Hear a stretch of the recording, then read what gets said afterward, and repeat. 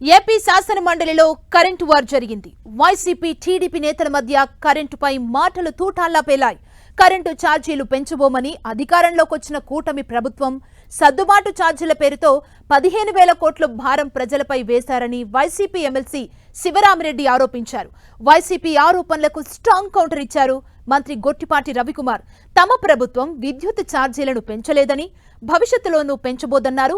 విద్యుత్ ఛార్జీల పెంపు వైసీపీదేనని ఆగ్రహం వ్యక్తం చేశారు.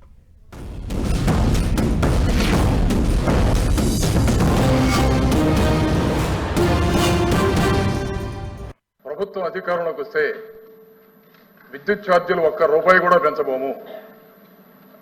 గాలి ద్వారా, వాటర్ ద్వారా విద్యుత్తుని ఉత్పత్తి చేసి మీ ఇంట్లోనే మీరు విద్యుత్తుని ఉత్పత్తి చేసే విధంగా ప్రభుత్వం ప్రణాళికలు చేస్తుందని చాలా స్పష్టంగా రాష్ట్రమంతా తిరిగి చంద్రబాబు నాయుడు గారు ప్రచారం చేశారు. అధ్యక్ష, అధికారంలోకి వచ్చిన తర్వాత ఇప్పటికీ 2 సార్లు ట్రూ అప్ ఛార్జీల పేర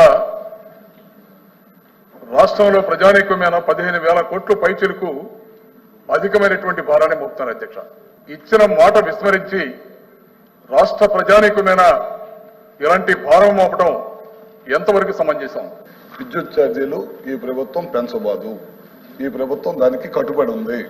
వీళ్ళు పెంచిన విద్యుత్ ఛార్జీలకి వీళ్ళే ధర్నాకి పిలుపునివ్వటం, అదేవిధంగా వీళ్ళు పెంచిన విద్యుత్ ఛార్జీలకి వీళ్ళే క్వశ్చన్ వేయటం అనేది ఇదే ప్రక్రియ కొనసాగుతుంది. ప్రజలు తప్పుదాగే ప్రయత్నం చేస్తా ఉన్నారు. విద్యుత్ వ్యవస్థలన్నింటినీ కూడా సర్వనాశనం చెప్పి చేసి వాళ్ళు ఇక్కడికి వచ్చేసి సత్యదూరమైన మాటలు చెప్పి ప్రజలని నమ్మించే ప్రయత్నం చేస్తున్నారని చెప్పి సంస్థలకు సంబంధించిన డబ్బులన్నింటినీ కూడా బెవరేజ్ కార్పొరేషన్ కి మళ్లించడం కార్యక్రమం చేసింది. విద్యుత్ వ్యవస్థను అన్నింటినీ కూడా సర్వనాశనం చేసిన విషయాన్ని మీరు ఒకసారి గమనిస్తారు సార్.